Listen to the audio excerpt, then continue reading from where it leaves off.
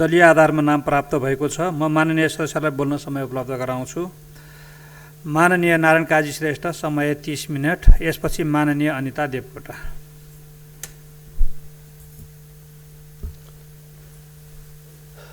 सम्माननीय अध्यक्ष महोदय, नेपाली जनताले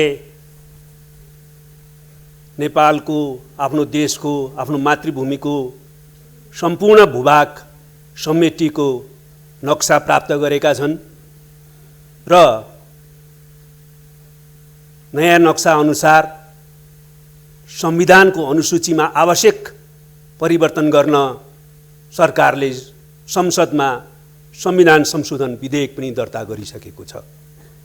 नेपालको सार्वभौमिकता र भौगोलिक अखण्डताको रक्षाको दिशामा, आफ्नो भूभाग प्राप्तिको दिशामा चालिएको यो ऐतिहासिक पहल कदमी हो र यो ऐतिहासिक कोसेढुङ्गा बन्न पुगेको छ। यस निम्ति म सरकारलाई र यो निर्णयसम्म पुग्न योगदान पुर्याउनु हुने सबैलाई धन्यवाद दिन चाहन्छु र प्रतिपक्षी दल, प्रमुख प्रतिपक्षी नेपाली काङ्ग्रेसले यो सबै प्रक्रियामा संविधान संशोधन विधेयक सहितलाई समर्थन गर्ने जो निर्णय गरेको छ त्यसको स्वागत गर्दै प्रतिपक्षी दललाई पनि म विशेष धन्यवाद दिन चाहन्छु। अब हामी यो नक्सा सँगसँगै हाम्रो मुख्य काम भने अब हाम्रो अतिक्रमित भएको भूभाग प्राप्त गर्नु हो। त्यस दिशातिर सरकार गम्भीरतापूर्वक अगाडि बढ्ने कुरा सम्माननीय प्रधानमन्त्रीज्यूले संसदमा नै प्रश्न पारिसक्नु भएको छ र राष्ट्रिय एकतासहित हामी सबै त्यो दिशातिर अगाडि बढ्ने दिशा ढङ्गले अगाडि बढ्नुपर्ने आवश्यकता छ। त्यसको निम्ति म सबैलाई आह्वान गर्न चाहन्छु। सम्माननीय अध्यक्ष महोदय,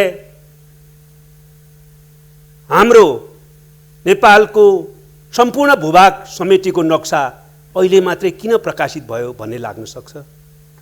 हाम्रो त्यो भूभाग अतिक्रमण हुँदा तत्कालै हामीले प्रतिवाद किन गरेनौँ भन्ने पनि हामीलाई लाग्न सक्छ। त्यो स्वाभाविक हो।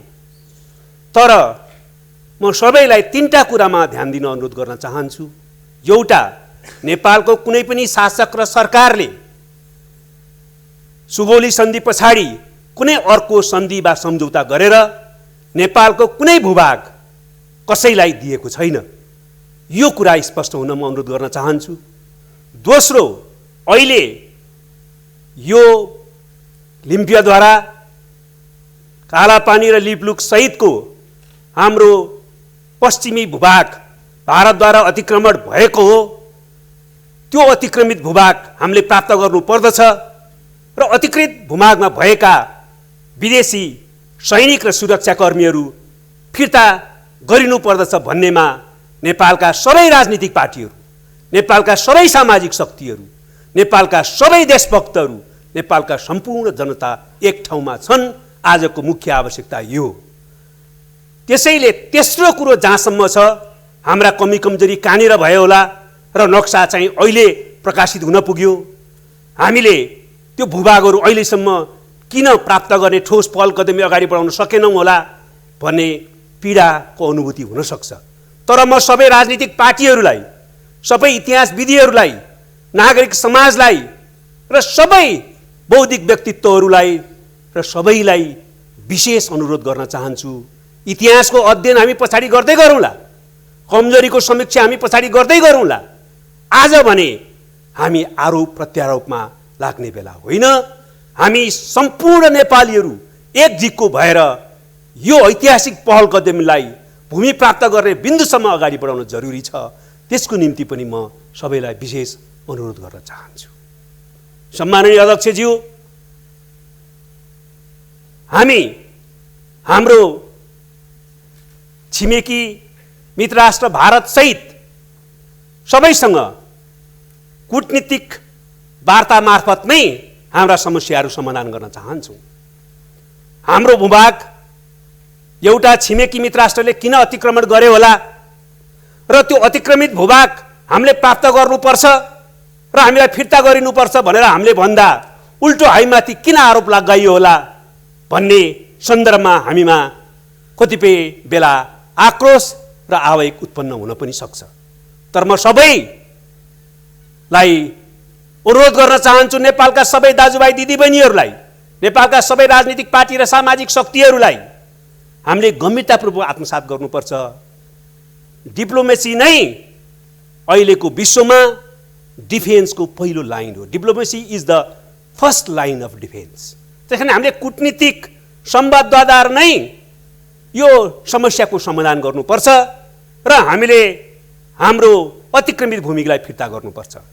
त्यसैले हामी कोही पनि आवेगमा नआउँ, आक्रोशमा नआउँ, उत्तेजनामा नआउँ, कसैलाई उत्तेजित पार्ने काम पनि नगरौँ र कूटनीतिक संवादमा केन्द्रित भएर यो समस्याको समाधान पनि गर्ने दिशातिर अगाडि बढौँ भनेर म अपिल गर्न चाहन्छु र हाम्रो छिमेकी मित्र राष्ट्र भारतलाई पनि छिटोभन्दा छिटो कूटनीतिक माध्यमबाट यो समस्याको समाधान गर्न तत्काल संवादमा आउन अपिल गर्न चाहन्छु, ताकि हामीले यसलाई सकारात्मक ढङ्गले ऐतिहासिक तथ्य र प्रमाणको आधारमा समाधान गर्न सकौँ र दुईटा देशको छिमेकी मैत्रीपूर्ण सम्बन्धलाई अझ सुदृढ गर्न सकौँ। तर हामीले यसरी हाम्रो सरकारले, राजनीतिक पार्टीहरू र सम्पूर्ण नेपाली जनता कूटनीतिक संवादको माध्यमबाट यो समस्यालाई सकारात्मक ढङ्गले समाधान गर्न चाहिरहेको बेलामा र त्यसको प्रस्ताव राखिरहेको बेलामा भारतका अहिलेकै पदमा बहाल भारतीय सेनापति, भारतीय विदेश मन्त्रालयका पूर्व सचिव जस्ता कैयौं व्यक्तित्वहरूले हामीमाथि आरोप लगाउनु अत्यन्तै खेदजनक छ।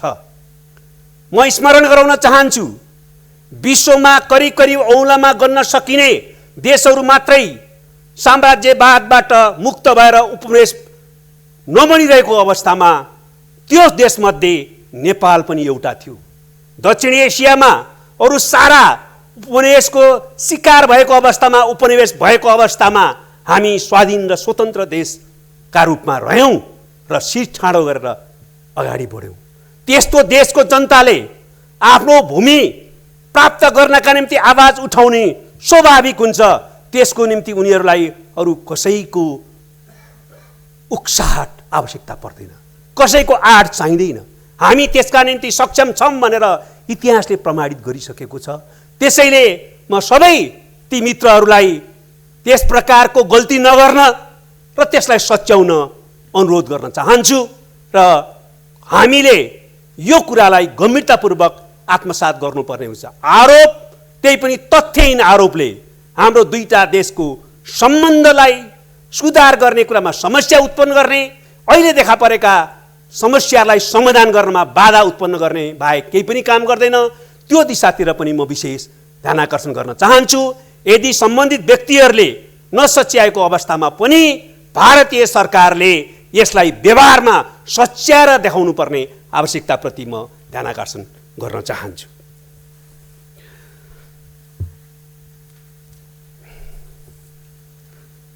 यस्तो अवस्थामा हामी सबैले, नेपाल सरकार, भारत सरकार, नेपाली जनता र भारतीय जनताले सबैले बुझ्नुपर्ने कुरा के हो भने नेपाल र भारत बीचको सम्बन्ध खाली छिमेकी सम्बन्ध वा कूटनीतिक सम्बन्ध मात्रै होइन। हाम्रो दुईटा देशको बीचमा ऐतिहासिक कालदेखि अत्यन्तै बहुआयामिक सम्बन्ध छ।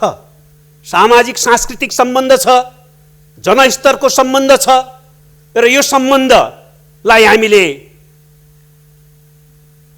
आफ्नै विशिष्टता सहितको बहुआयामिक सम्बन्धको रूपमा लिँदै आएका छौँ र त्यो कुरा सत्य हो। त्यसकारण यो हाम्रो सम्बन्धलाई कसरी सुदृढ बनाउने हाम्रो ध्यान त्यतातिर जानु जरुरी छ। त्यसको सन्दर्भमा हामी प्रश्न पार्न चाहन्छौँ कि नेपाल र भारतको बीचको मैत्री सम्बन्धको विकल्प अरू कुनै हुन सक्दैन। नेपाल र भारतको बीचको मैत्री सम्बन्धको विकल्प अझ राम्रो, अझ सुदृढ मैत्री सम्बन्ध हो। त्यसमा हामी एकदम स्पष्ट छौँ र दृढ रूपले प्रतिबद्ध छौँ। त्यसैगरी हाम्रो दुईटा देशको बीचको यो सम्बन्धको परिप्रेक्ष्यमा कोही पनि नेपालको सरकार, कुनै सरकार राजनीतिक पार्टी र कुनै पनि नेपाली भारत र भारतीय जनताको विरोधी हुनै सक्दैन। हामी त्यस्तो कल्पना पनि गर्न सक्दैनौँ। तर हाम्रो देशको राष्ट्रिय सार्वभौमिकता, भौगोलिक अखण्डता, स्वाधीनता, स्वाभिमान र हितका रक्षा गर्नु अरू कुनै पनि देशको नागरिकको कर्तव्य भए जस्तै हाम्रो पनि आफ्नो कर्तव्य हो। हाम्रो त्यो कर्तव्यका पक्षमा हामी लागिरहँदा त्यसलाई अरू कुनै देशले हाम्रो विरोध भयो भनेर सोच्नु उपयुक्त हुँदैन, त्यसरी सोच्न मिल्दैन। त्यसतर्फ पनि म भारतीय सरकार र भारतीय मित्रहरूलाई विशेष अनुरोध गर्न चाहन्छु कि हामी कुनै पनि हालतमा भारतको विरोधी हुन सक्दैनौँ, छैनौँ। तर नेपालको राष्ट्रिय सार्वभौमिकता, भौगोलिक अखण्डता र स्वाधीनताको पक्षमा उठ्नु कर्तव्य हो, उभिन्छौँ र त्यसको पक्षमा हामी निरन्तर लागि नै रहन्छौँ। हो, हामी यो पनि स्पष्ट पार्न चाहन्छौँ कि हामी कुनै पनि छिमेकीसँग विशेष राजनीतिक सम्बन्धमा रहन चाहन्नौँ। हामी कसैको पनि सुरक्षा अवधारणाभित्र, सुरक्षा छाताभित्र रहन चाहन्नौँ। हामी कुनै पनि छिमेकीको विरुद्ध कुनै पनि कार्ड खेल्न चाहँदैनौँ। हामी दुवै छिमेकीहरूसँग अत्यन्तै मित्रवत सम्बन्ध राख्न चाहन्छौँ, समनिकटताको सम्बन्ध राख्न चाहन्छौँ। दुवै छिमेकीहरूसँग हाम्रा विशिष्ट आयामहरू सहितका सम्बन्धहरू छन्। ती सम्बन्धहरूलाई हामी स्वीकार गर्छौँ र त्यसलाई आत्मसात गर्छौँ र त्यसलाई बलियो बनाउन चाहन्छौँ। त्यसैले यो कुरोलाई आत्मसात गरेर हामीले हाम्रो यो सम्बन्धलाई सुदृढ बनाउनु पर्ने आवश्यकता छ। म यो पनि भन्न चाहन्छु, नेपाल र भारतको बीचमा जस्तो प्रकारको ऐतिहासिक, सामाजिक, सांस्कृतिक सहितका सम्बन्धहरू छन्, यो सम्बन्धलाई हामीले ठिक ढङ्गले अगाडि बढाउन सक्यौँ आजको आवश्यकता मुताबिक भने विश्वमै छिमेकी देशहरूको बीचको अनुपम र उदाहरणीय सम्बन्ध बन्न सक्छ। हामी त्यस्तो सम्बन्ध बनाउन प्रतिबद्ध छौँ र हामी त्यसका निम्ति खुल्ला छौँ र आफ्नो तर्फबाट सम्पूर्ण कुरा गर्न प्रतिबद्ध भएको कुरा पनि जानकारी गराउन चाहन्छौँ। तर नेपाल भारतको बीचमा यस्तो हुँदाहुँदै पनि केही समस्याहरू देखा परे। हाम्रो समस्याहरूको आयामलाई हेर्दा 4 आयामका सम्बन्धहरू छन्, समस्याहरू छन्। 4 पक्षमा हाम्रा समस्याहरू छन्। एउटा नेपाल भारत सीमा समस्या, त्यसको अहिलेको एउटा ठोस अभिव्यक्ति हाम्रो पश्चिमी सीमा लिम्पुदरा, लिपिलेक, कालापानी सहितको हाम्रो भूभाग अतिक्रमण भएको छ, भारतले अतिक्रमण गरेको छ। त्यस्तै सुस्तामा हाम्रो भूमि अतिक्रमित भएको छ, सुस्तावासीहरू बिचल्लीमा छन्। हाम्रो भूभाग त्यहाँ पनि एउटा भारतद्वारा कब्जा गरिएको छ। विभिन्न ठाउँहरूमा सीमा स्तम्भहरू उखलिएका छन्। सीमाका विभिन्न भागहरूमा हाम्रो भूभाग अतिक्रमणमा परेको छ। त्यसकारणले एउटा प्रमुख समस्या सीमा अतिक्रमणको समस्या हो। यो सीमा अतिक्रमण अन्त्य गरेर, बन्द गरेर नेपालको भूभाग, ऐतिहासिक तथ्य र प्रमाणहरूले पुष्टि गर्ने भूभाग हामीले प्राप्त गर्यौँ, हामीलाई फिर्ता गर्यौँ भने मुख्य समस्या समाधान हुनेवाला छ। दोस्रो समस्याको पक्ष हो हामीमाथि दुईटा बीचमा इतिहासको विरासतमा रहेका असमान सन्धि सम्झौता। हामीले ती असमान सन्धि सम्झौताहरूलाई पुनरावलोकन गरेर त्यसलाई खारेज गर्ने वा आवश्यकता अनुसारको, आजको आवश्यकता अनुसारको नयाँ सन्धि सम्झौताद्वारा प्रतिस्थापन गर्नुपर्ने आवश्यकता छ। त्यसमध्ये 1950 को सन्धि हामी सबै सिङ्गो नेपाल एक भएर त्यसमाथि पुनरावलोकन गरौँ र आवश्यकता अनुसार त्यसलाई नयाँ पारस्परिक सम्मान र समानतामा आधारित नयाँ सन्धिद्वारा प्रतिस्थापन गरौँ भनिराखेका छौँ। यस प्रकारको असमान सन्धिलाई खारेज गरेर हामी सम्बन्धलाई सकारात्मक दिशातिर लैजान सक्छौँ। तेस्रो कुरा हाम्रो सम्बन्धमा रहेको अर्को समस्या के हो भने हामीले यो बीचमा पनि देखिराखेकै छौँ कि हाम्रो बीचमा आन्तरिक मामिलामा कति बेलामा हस्तक्षेप हुने गरेको छ। हामी चाहन्छौँ यस प्रकारका कामहरू नहोस्।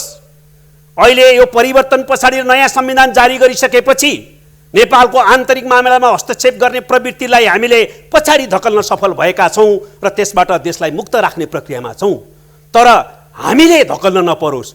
भारतको संस्थापन पक्ष, भारतको सरकारले नै त्यसबारेमा आफ्नो आत्मालोचना गरेर त्यस प्रकारका सबै प्रवृत्तिहरूलाई सच्याउन जरुरी छ। हामीले नेपालको संविधान जारी गर्दाखेरि भारत सरकार र भारतीय जनता खुसी हुनुपर्ने हो। 60 वर्षदेखि नेपाली जनताले लगातार सङ्घर्ष गरेर जो संविधान आफ्नै चाहिँ जनताका प्रतिनिधिद्वारा आफैले जारी गरे त्यसमा छिमेकी मित्र राष्ट्र खुसी हुनुपर्ने हो। तर हामीले नाकाबन्दीको सामना गर्नु पर्यो। यस प्रकारका घटनाहरू बेला बेलामा हुने गरेको छ। त्यसै कारणले गर्दाखेरि यस प्रकारको हस्तक्षेप भएन भने पनि हामी अगाडि बढ्न सक्छौँ। त्यसै गरी हामीले चाहिँ आर्थिक क्षेत्रमा पनि उत्पीडनको अनुभूति कतिपय बेला गर्नु परेको छ।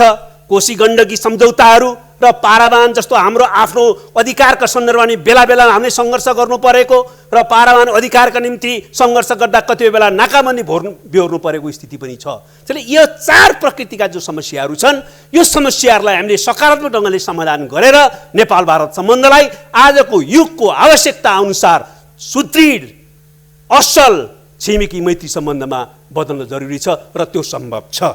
अब यही कुरालाई ध्यान दिएर दुईटा देशको बीचमा 2016 मा इपिजी अर्थात् एमिनेन्ट पर्सन ग्रुप बन्यो। प्रभुत्व व्यक्तिहरूको त्यो समूहलाई दुवै सरकारले सहमतिको आधारमा 5 वटा कार्यादेश दियो। त्यो 5 वटा कार्यादेश मध्ये 3 वटा कार्यादेश महत्त्वपूर्ण छन्।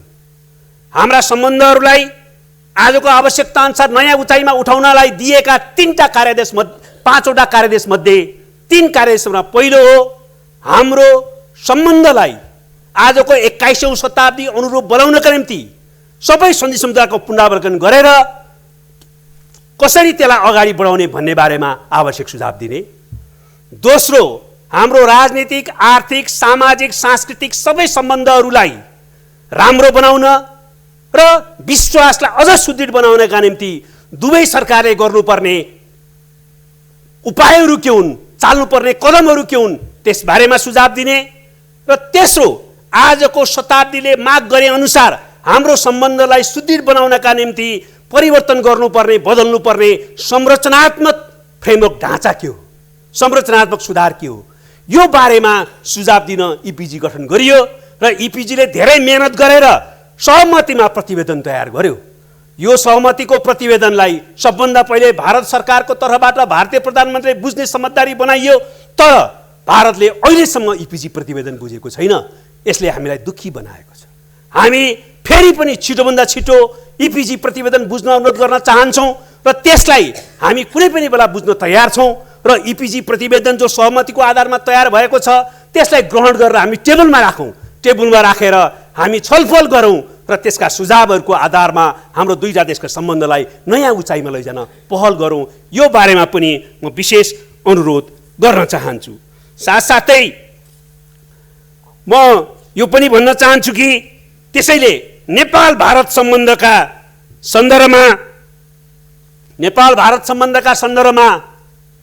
यस सम्पूर्ण पक्षलाई हेरेर हामी कसरी अगाडि बढ्ने 3 आधारमा हामी अगाडि बढ्यौँ भने हाम्रो सम्बन्ध उदाहरणीय हुन्छ अनुपम हुन्छ। हाम्रा समस्याहरू धेरै तुरुन्तै समाधान हुन्छन् र हामीले चाहिँ नयाँ उचाइमा हाम्रो सम्बन्ध अगाडि बढाउन सक्छौँ। त्यो भनेको के हो भने 3टा आधार तयार हुनुपर्छ। एउटा हाम्रो सार्वभौमिकता सोभरेन इक्वालिटी सार्वभौमिक समानताको सिद्धान्त त्यो अन्तर्गत दुवै देशको सार्वभौमिक सत्ता भौगोलिक अखण्डता स्वाधीनता र को पालना र अहस्ताक्षरको नीति यति भयो भने हामी चाहिँ अगाडि बढ्ने मूल आधार तयार हुन्छ। दोस्रो हामीले म्युचुअल बेनिफिट र शेयर्ड प्रस्पेरिटी दुवै देशको आपसी हित हुने र साझा प्रगतिको दिशातिर अगाडि बढ्ने कुराहरुमा हामी मिलेर जानुपर्छ। र तेस्रो कुरा पनि म भन्न चाहन्छु हामी दुवै देशको बीचमा दुवै देशको राष्ट्रिय सार्वभौमिकता भौगोलिक अखण्डता स्वाधीनता र हितको प्रतिकूल नजाने गरी दुवै देशको संवेदनशीलता र जायज सरोकारहरू छन् भने त्यसलाई पनि सम्बोधन गर्न हामी तयार हुनुपर्छ। र नेपालको तर्फबाट म भन्न चाहन्छु हामी तयार छौँ। हाम्रो राष्ट्रिय सार्वभौमिकताको विरुद्ध जाँदैन कुनै चिज हाम्रो स्वाधीनता र हितको विरुद्ध जाँदैन। तर भारतको संवेदनशीलता कुनै क्षेत्रमा छ भारतको जायज सरोकार कुनै छ भने त्यसलाई सम्बोधन गर्न पनि हामी तयार छौँ। यो आधारमा हामी चाहिँ हाम्रो सम्बन्धलाई सुदृढ गर्न सक्छौँ। त्यस निम्ति म विशेष अपिल गर्न चाहन्छु र त्यसैले गर्दाखेरि म भन्न चाहन्छु कि हामीले वार्ता गरौँ, कूटनीतिक संवादको निम्ति छिटोभन्दा छिटो बसौँ। त्यसको निम्ति म विशेष अपिल गर्न चाहन्छु। हालै भारत सरकारको विदेश मन्त्रालयले वार्ताको निम्ति आफ्नो सहमति व्यक्त गरेर अभिव्यक्ति दिएको छ। भारतीय रक्षा मन्त्री राजनाथ सिंहले पनि हामी वार्ताको निम्ति तयार छौँ भनेर भन्नुभएको छ। भारतका थुप्रै मित्रहरूले, राजनीतिक मित्रहरू र बौद्धिक क्षेत्रका मित्रहरूले, कूटनीतिज्ञहरूले पनि वार्ताद्वारा समस्या समाधान गर्नुपर्छ भनिरहनु भएको छ। ती सबैका प्रति म धन्यवाद दिन चाहन्छु। तर यसलाई व्यवहारमा उतार्नु पर्यो। हाम्रा आफ्ना दृष्टिकोण र अडानहरू छन्, तर ऐतिहासिक तथ्यको आधारमा, प्रमाणको आधारमा त्यसको समाधान गर्न हामी खुला छौँ र हामी दृढ छौँ। हामी त्यसैले गर्दाखेरि यो नीतिगत रूपमा मात्रै वार्ता स्वीकार गर्ने होइन, हामीले तत्काल छिटोभन्दा छिटो वार्तामा बस्न र यो समस्याको ऐतिहासिक तथ्य र प्रमाणका आधारमा समाधान गर्न र दुईटा देशको बीचको सम्बन्धलाई कुनै पनि चाहिँ अप्ठ्यारोबाट गुज्रन नदिकन अगाडि बढाउन, बलियो बनाउन अनुरोध गर्न चाहन्छु। यसै सन्दर्भमा म भारतीय प्रधानमन्त्री श्री नरेन्द्र मोदीको एउटा व्यक्तित्वको बारेमा पनि म ध्यानाकर्षण गराउन चाहन्छु। प्रधानमन्त्री मोदी जो भारतका प्रधानमन्त्री हुनुहुन्छ, उहाँको व्यक्तित्वको बारेमा सबैलाई थाहा छ। उहाँ आध्यात्मिक प्रकृतिको व्यक्तित्व हुनुहुन्छ। त्यो आध्यात्मिक प्रकृतिको व्यक्तित्वलाई यो पनि थाहा छ, सबै देशका लोकतान्त्रिक मूल्य मान्यता जस्तै नेपाल एउटा धर्मनिरपेक्ष राज्य हो, धार्मिक स्वतन्त्रतायुक्त राज्य हो। तर नेपालको बहुसङ्ख्यक नेपालीहरू र कुन धर्म, दर्शन र संस्कृति मान्दछन्। धार्मिक स्वतन्त्रतालाई सुनिश्चित गर्दै, धार्मिक सहिष्णुताको पालना गर्दै नेपाल एउटा हिन्दू धर्म संस्कृतिको पहिचान बोकेको, विशिष्ट पहिचान बोकेको समाज पनि हो। यो तपोभूमि हो त्यस अर्थमा, उहाँ जस्तो आध्यात्मिक व्यक्तित्वको लागि यो पवित्र भूमि पनि हो। त्यसैले म अनुरोध गर्न चाहन्छु प्रधानमन्त्री मोदीलाई, तपाईलाई सायद तपाईँ जस्तो आध्यात्मिक व्यक्तित्वलाई महाभारतको एउटा प्रसङ्गको सम्झना हुनुपर्छ, स्मरण हुनुपर्छ। महाभारतमा धृतराष्ट्रको महारानी गान्धारीले आफ्नो छोरा दुर्योधनले जब कुरुक्षेत्रको लडाइँमा जान विजयको निम्ति आशीर्वाद दिन आए, त्यो बेलामा आशीर्वाद दिन अस्वीकार गर्यो। तर आशीर्वाद दिन आफैमाथि विजय प्राप्त गर्न, असत्यको विरुद्ध, आफूभित्र रहेको महत्वाकांक्षाको विरुद्ध तिमीले विजय प्राप्त गर्नुपर्छ, त्यसकारण आफैलाई जित भनेर आशीर्वाद दिइन्। आज भारतीय सत्ताको प्रवृत्तिको निरन्तरतामा एउटा प्रवृत्ति अवशेषको रूपमा त्यहाँ होला, तपाईँमा पनि त्यो होला।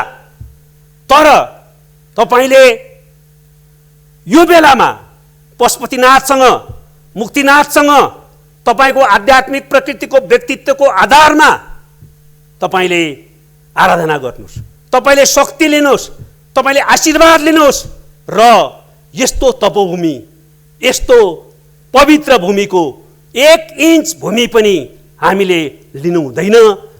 हिजोको जुन प्रवृत्ति रह्यो, अतिक्रमणकारी प्रवृत्ति, कब्जा गर्ने प्रवृत्ति, त्यो प्रवृत्तिलाई सच्याउँछौँ र सत्यको पक्षमा उभिन्छौँ र त्यस आधारमा नेपाल भारतको सम्बन्धलाई सुदृढ गराउँछौँ। त्यस सन्दर्भमा इतिहासको निरन्तरतामा जुन प्रवृत्ति अहिले पनि देखिएको छ, त्यो प्रवृत्तिमाथि हामी विजय प्राप्त गर्छौँ भनेर तपाईँले सोच्नुभयो भने र त्यसरी अगाडि बढ्नुभयो भने तपाईँ बधाई र धन्यवादको पात्र हुनेछ र नेपाल र भारतको सम्बन्धलाई आजको सन्दर्भमा नयाँ उचाइमा उठाउन तपाईँको ऐतिहासिक पहल कदमी साबित हुनेछ।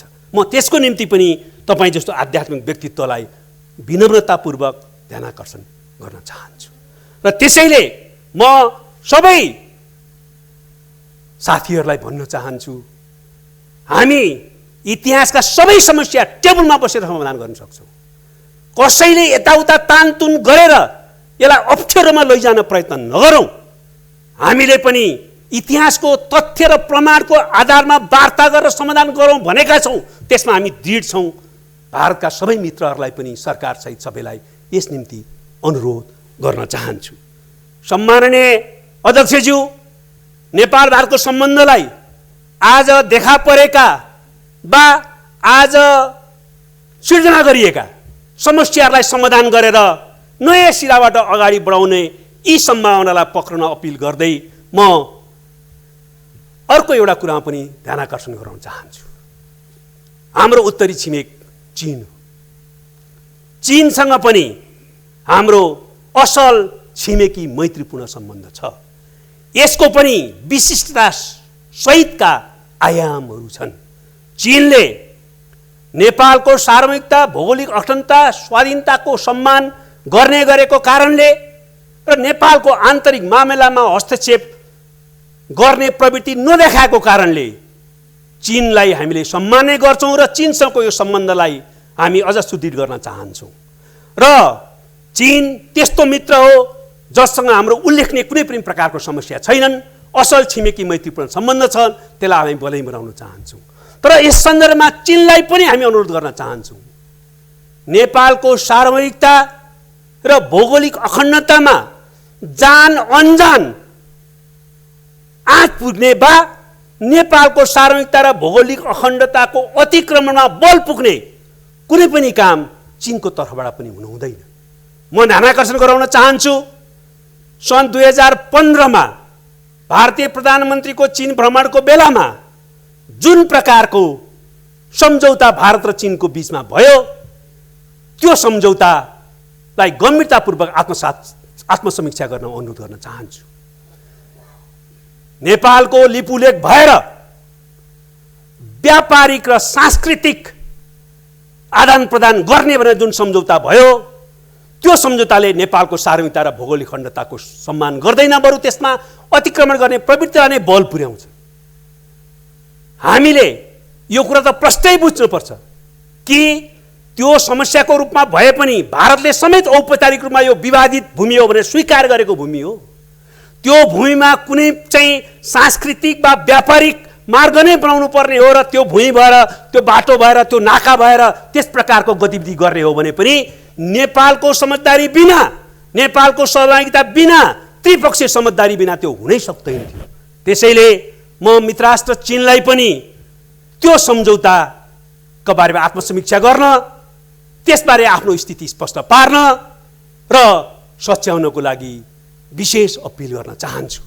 हामी कुनै पनि कोणबाट यस्तो उदाहरणीय सम्बन्धलाई कुनै पनि कोणबाट कमजोर नहोस् भन्ने चाहन्छौँ, तर यसबारेमा आफ्नो स्थिति स्पष्ट पारेर सच्याउन पनि विशेष अपिल गर्न चाहन्छौँ र सच्चिनेछ भन्ने विश्वास पनि गर्न चाहन्छौँ। त्यसैले यसो भयो भने हामी हाम्रो परराष्ट्र सम्बन्ध जो स्वतन्त्र परराष्ट्र नीतिमा आधारित छ, त्यसको आधारमा हाम्रो छिमेकीहरूलाई प्राथमिकता दिने सम्बन्धलाई हामी जो नीति छ त्यसलाई हामी अझ राम्रोसँग व्यवहारमा उतार्न सफल हुनेछौँ भने अन्तर्राष्ट्रिय क्षेत्रमा सबै देशहरूसँग पनि मैत्रीपूर्ण सम्बन्ध राख्न र सबै बहुपक्षीय निकायहरूमा वा क्षेत्रीय निकायहरूमा पनि असाध्यै राम्रो भूमिका खेल्न सक्नेछौँ। तपाईँहरू सबैलाई पनि यस निम्ति म विशेष अपिल पनि गर्न चाहन्छु। त्यसैले गर्दाखेरि म अहिले अरू धेरै कुरा नभनिकन यो सन्दर्भमा फेरि एकपटक सबैलाई विशेष अनुरोध गर्न चाहन्छु र नेपाल भारत सम्बन्धका बारेमा मूलतः यति कुरा राख्दै म यसलाई यही अन्त गर्न चाहन्छु र एउटा विषयमा, अर्को विषयमा म सम्माननीय अध्यक्षज्यू मार्फत सङ्घीय संसद, हाम्रो राष्ट्रिय सभा, सबै मान्य सदस्यहरूको ध्यानाकर्षण गराउन चाहन्छु। हामी सबैलाई थाहा छ, अर्थमन्त्रीले प्रस्तुत गर्नुभएको बजेटमा अहिलेको आर्थिक सङ्कटको स्थितिलाई हेरेर सरकारी कर्मचारीहरूले पाउने भत्ता कटौती गरिएको छ। खाजा भत्ता, बैठक भत्तादेखि अरू थुप्रै प्रकृतिका प्रोत्साहन भत्ता लगायतका भत्ताहरू कटौती गरिएको छ। अर्थमन्त्रीको अधिकार क्षेत्रको सीमालाई ध्यान दिएर उहाँले संसदको माननीयहरूको अधिकार क्षेत्र, यो संसदको अधिकार क्षेत्रलाई उल्लङ्घन गर्न नमिले भन्नाले त्यसबारेमा केही भन्न सक्नु भएको छैन। तर आजको आवश्यकतालाई ध्यान दिएर म सङ्घीय संसदका सबै पदाधिकारी र मान्य संसदहरूलाई विनम्रतापूर्वक अनुरोध गर्न चाहन्छु, हामीले आजको आवश्यकताको कोणबाट पनि कर्मचारीहरूले भत्ता नलिने, तर हामीले लिनु नैतिकताको कोणबाट पनि शोचनीय विषय भएकोले भत्ता नलिने निर्णय गरौँ। यस निम्ति पनि विशेष अपिल गर्दै बिदा हुन्छु। धन्यवाद।